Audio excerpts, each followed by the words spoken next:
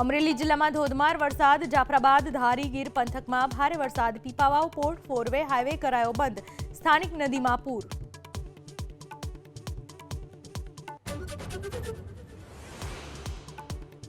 ગીર સોમનાથમાં ઉના, ગીર ગઢડા અને ગીરના જંગલમાં વરસાદ. રાવલ ડેમનો વધુ એક દરવાજો ખોલાયો. નીચાણવાળા વિસ્તારમાં 20 થી વધુ ગામોને કરાયા એલર્ટ.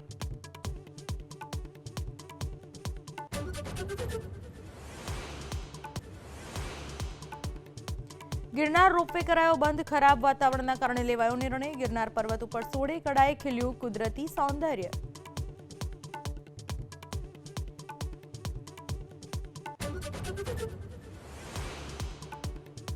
અમદાવાદ વડોદરા હાઈવે ઉપર કારમાં લાગી ભીષણ આગ. ફાયર વિભાગે આગ ઉપર મેળવ્યો કાબુ. 2 વ્યક્તિઓનો આબાદ બચાવ.